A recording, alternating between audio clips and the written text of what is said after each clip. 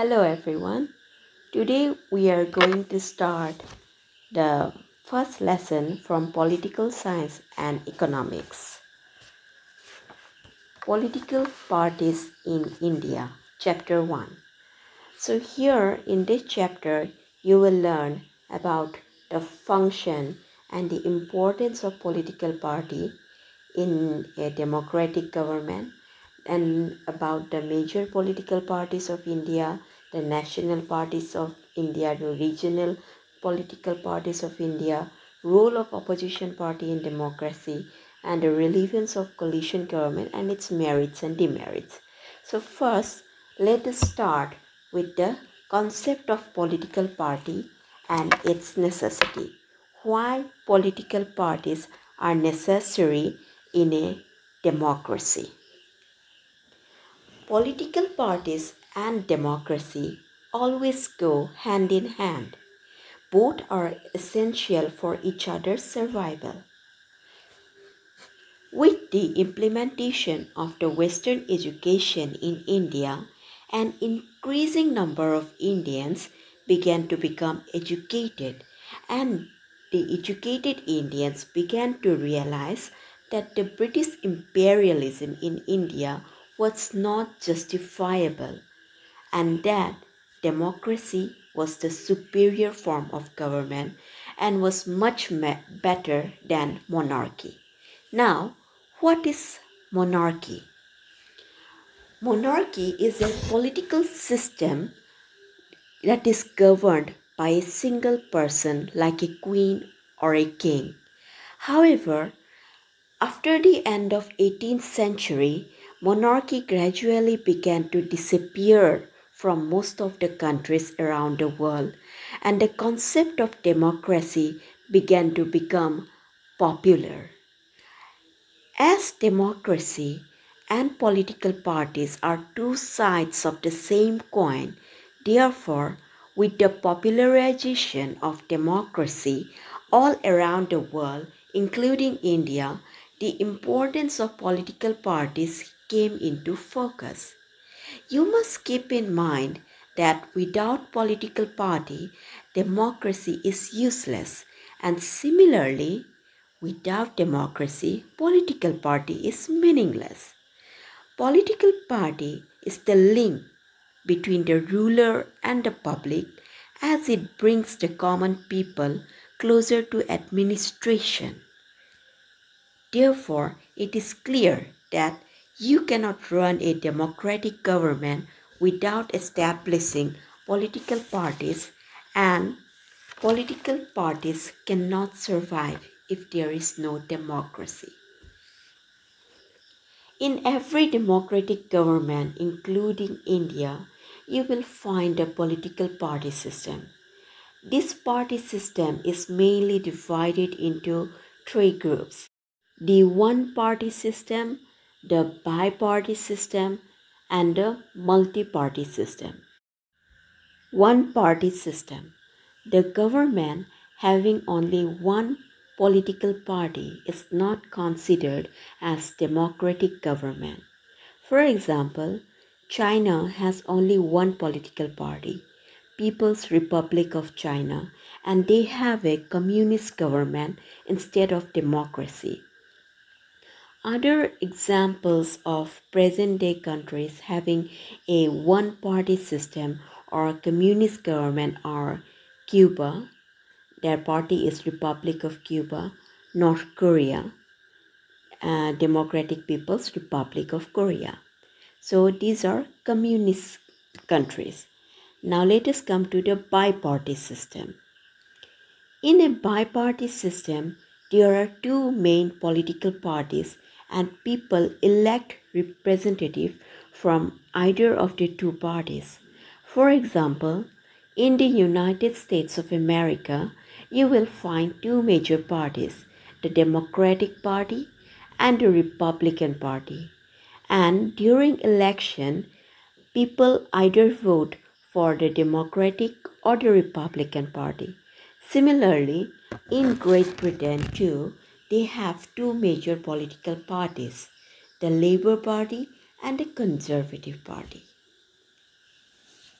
Now let us come to the multi-party system. In a multi-party system, there exist several political parties and it is regarded as the actual democracy. The best example is our own country, India. In India, we have several political parties like the BJP, Bharatiya Janata Party, Indian National Congress, Communist Party of India, All India Trinamool Congress, and many more. During election, people vote for the representative of the political parties of their choice. Suppose if you like the representative of Bharatiya Janata Party, you will give your vote to the BJP. And if you like the representative of CPI, then you will vote for CPI. And if you like the representative of Indian National Congress, then you will vote for the Indian National Congress. So in this system, people get a lot of options.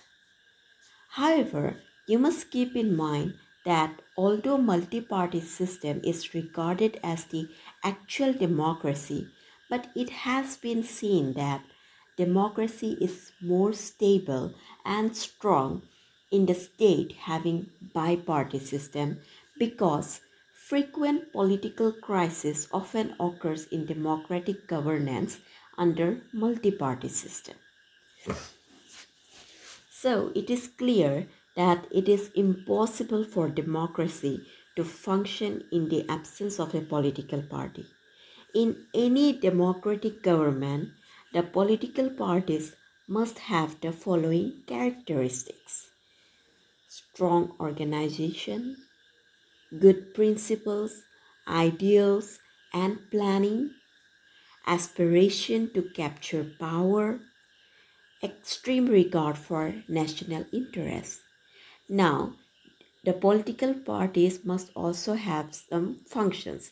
So the functions of a political party in a democratic state are to educate the masses by giving political instructions, to develop political awareness among the masses, to mold public opinion, to transform public opinion into reality, to ensure a congenial atmosphere where the people can take part in the process of government formation without any fear.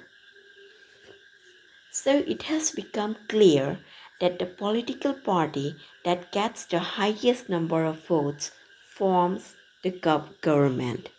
Suppose A, B, C, and D are four different political parties and C gets the highest number of votes. So C will form the government and will be the ruling political party. But what will happen to A, B, and D? Well, A, B, and D will be the parties sitting in the opposition, or you can call them the opposition parties. Their job is to keep a strong vigil on the functioning of the government. They basically keep an eye on the ruling government.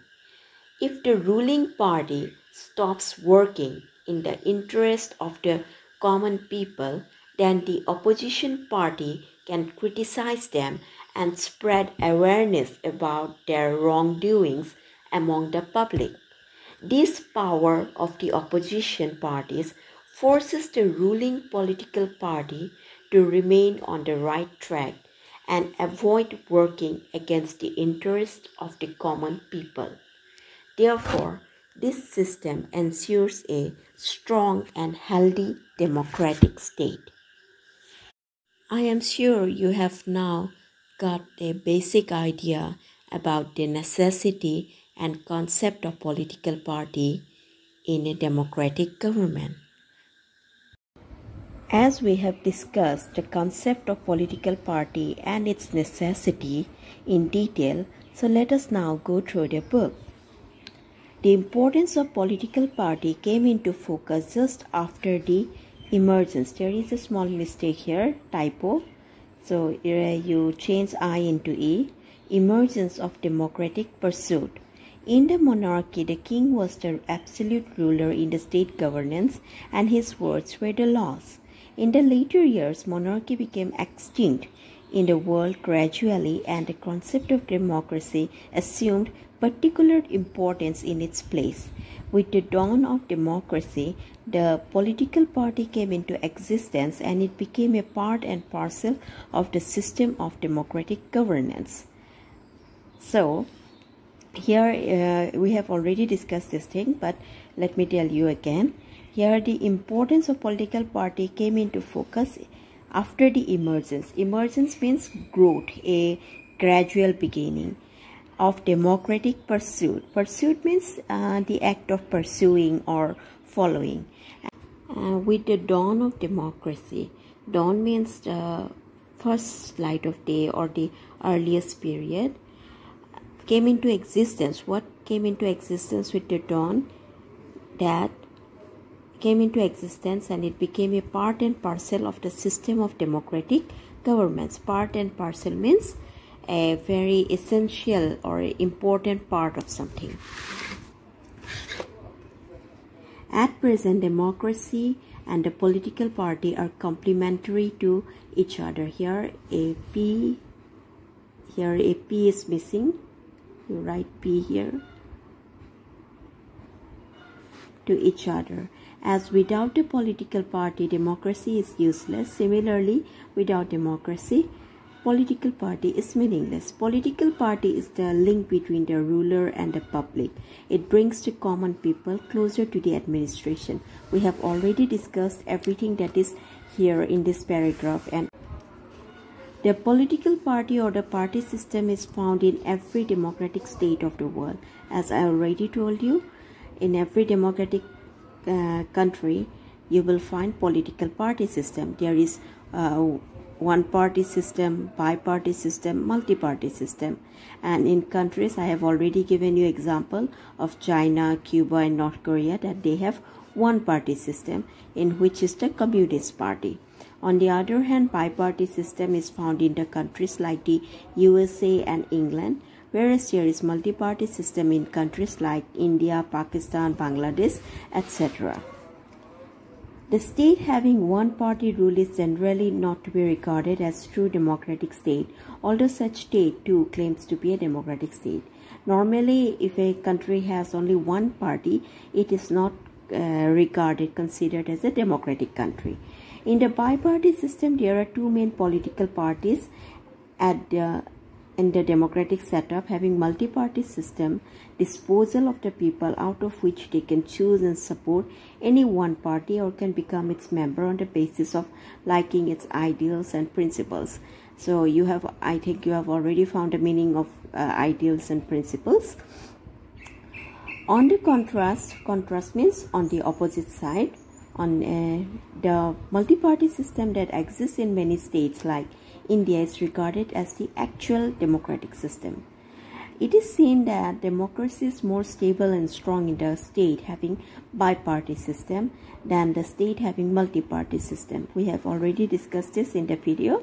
The frequent political crisis which may occur in democratic governance under multi-party system is not found in the bi-party political system. In page number 4, in this paragraph, here the function of the political parties and their characteristics are given, and which we have already discussed in detail in the previous part of the video. So if you have watched the video, then it can be said that we have discussed in detail up until here, and in the next video we will start from 1.2 political parties of India. I hope it has become clear and you have at least got a brief idea about the characteristics and functions of political party and why they are necessary in a democratic country.